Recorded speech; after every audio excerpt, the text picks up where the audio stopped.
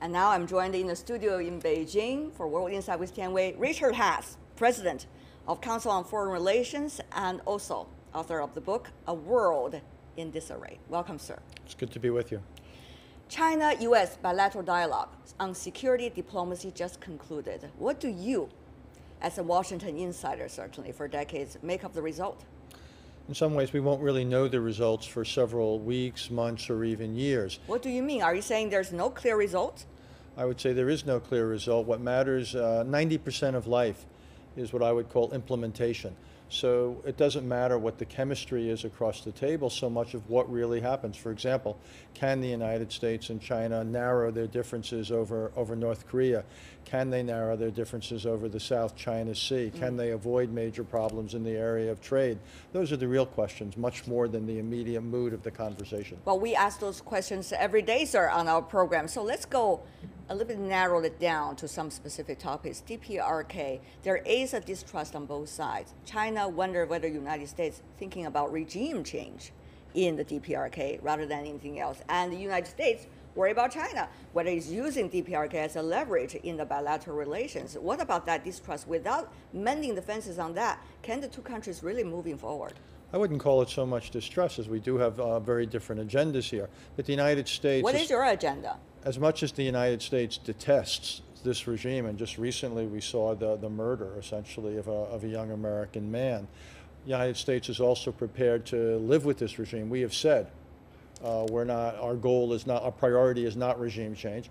Our priority is to see change in capabilities and policy, essentially for North Korea, to stop and ultimately get rid of its nuclear and ballistic missile capabilities to reduce the conventional threat it poses to South Korea. But regime change, is that the mean to get there? No, I think the United States has made clear that we are prepared to live with this regime so long as it changes what it has and what it does. When you say we, what kind of we are you referring to? Was it the Obama administration or the Trump administration? This has been a consistent point of view of the United States now for several decades. What about military strike? Because President Trump so far has never ruled out a military strike. And we should not rule out a military strike. It has to be one of the options. The preferred option is a diplomatic option where North Korea would be persuaded, and this is where China comes in. China has more influence over North Korea than any other external country, more even than the United States. So our preference, and the United States and President Trump has made this clear to President Xi Jinping, is China use more of its influence in order to bring about a clear change in North Korean behavior. China said it many times. DPRK is a sovereign nation, and China, even though having decades of relationship with DPRK, could only having certain impact on it by influencing, let's just say, economic and trade ties with it.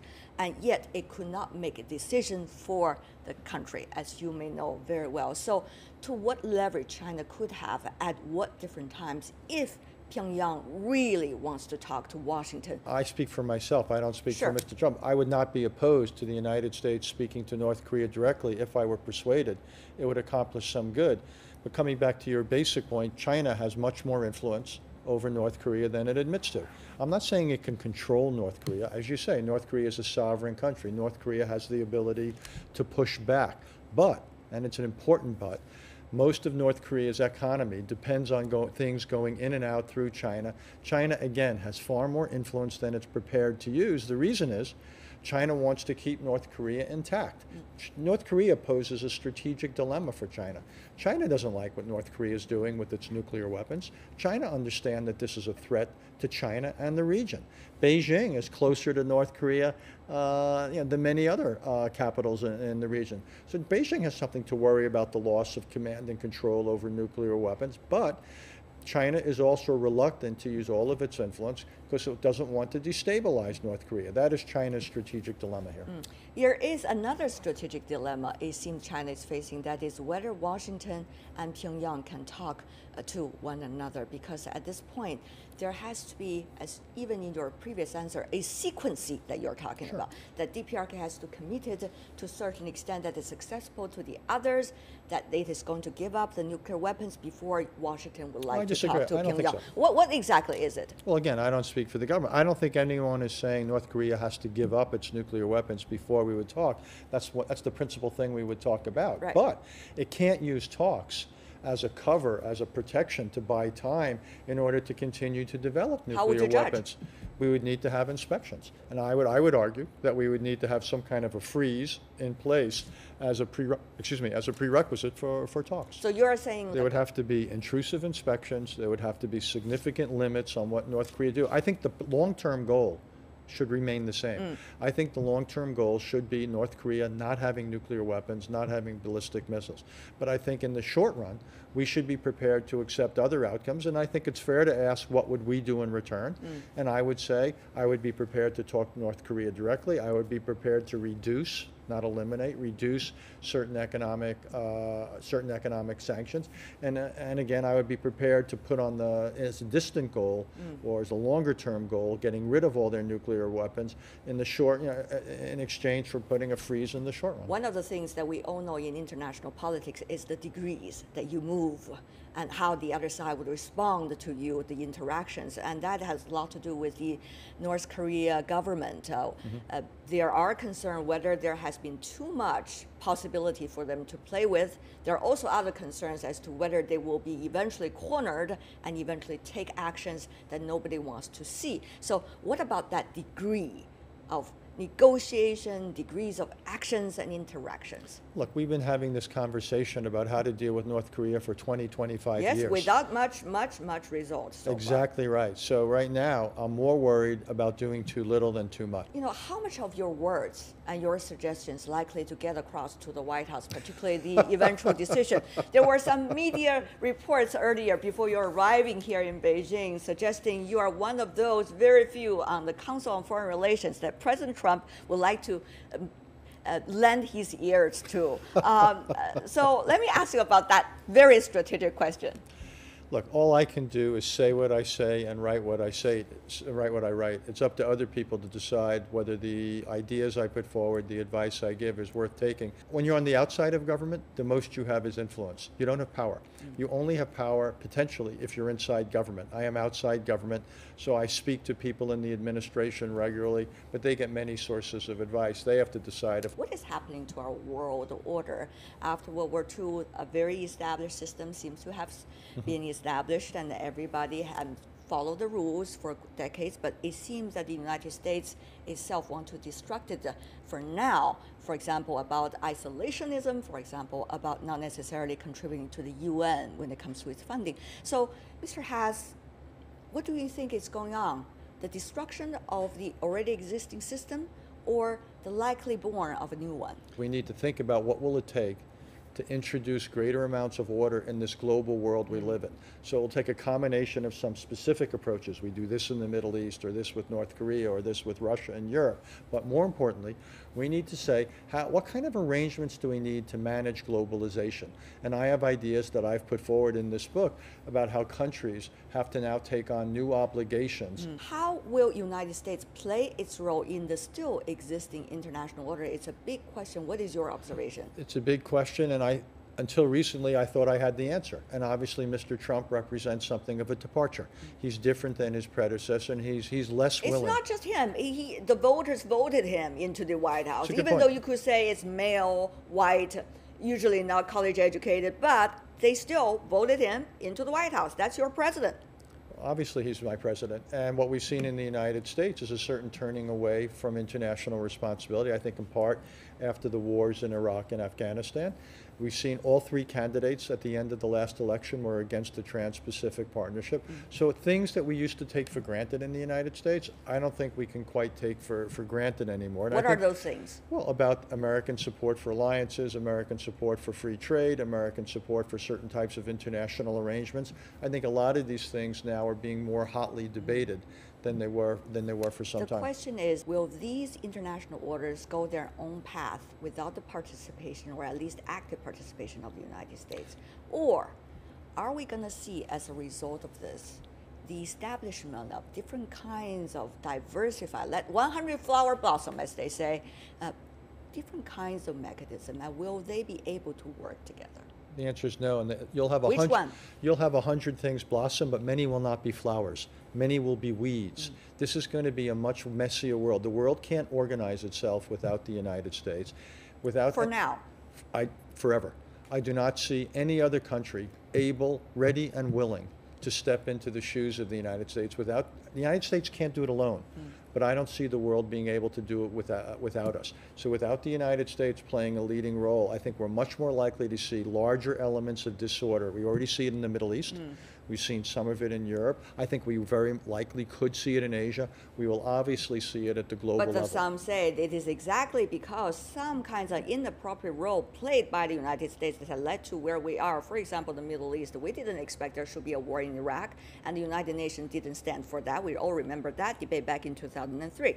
In Asia as well, you see there has been some times of order in the South China Sea unless the U.S. want to use it as a leverage by moving its allies against China. And there seems to be some quiet down right now, sir. So many are saying in this region, please, United States and China, don't let us choose where to stand. That's going to be tragedy for all of us. So can the U.S. be out of here in terms of not to use it as a leverage? It's not a question of leverage. China should welcome our presence in this part of the world. China did welcome and the it should presence. continue to. Because without the United States here, without our alliance relationships, you would have far more independent centers of power. You would have proliferation of nuclear weapons in places you don't see it now. You would much more likely have conflict. So China should be one of the big advocates for the United States maintaining a large role in the Asia-Pacific. What about the Middle East? Middle East, again, we have made at times mistakes. I was against the Iraq war. But right now, for example, I think we were right in using force in Syria recently after the Syrian government used chemical weapons. And I think now what we are doing is defeating terrorists there. And one of the questions ISIS. will be, who will take control of territory that the terrorists lose? Do we want it to be the Syrian government in Iran or Russia?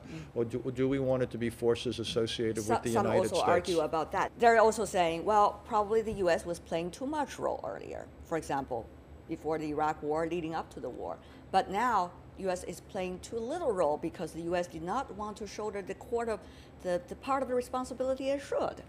I've said just that. I said we, in some ways, in 2003, I thought we tried to do too much in transforming the Middle East.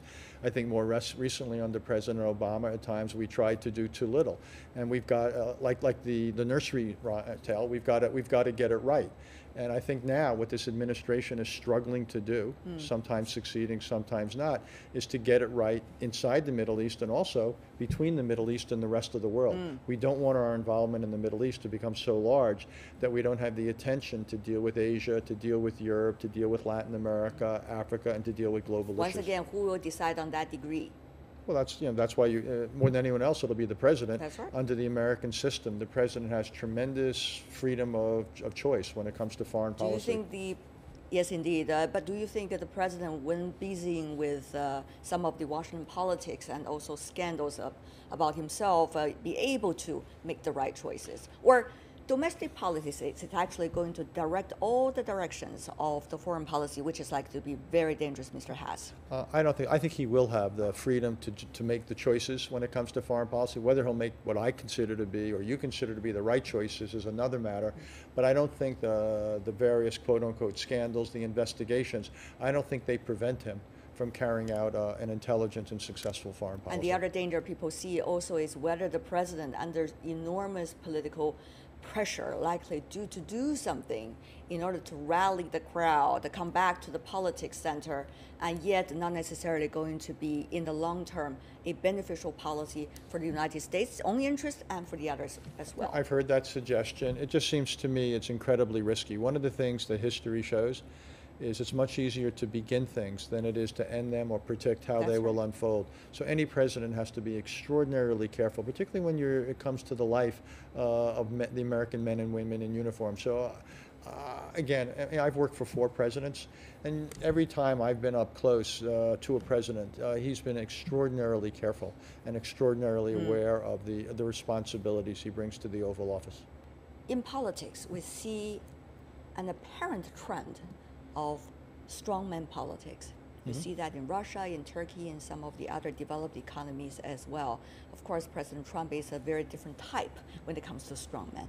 So after observing the governance of 4 presidents in your own country and our contemporary history, Mr. Haass, where is politics these days? I think it's very Is it bringing us up or bringing us down? It's a really good question. I worry about it. And I think that the pressures on politicians is growing.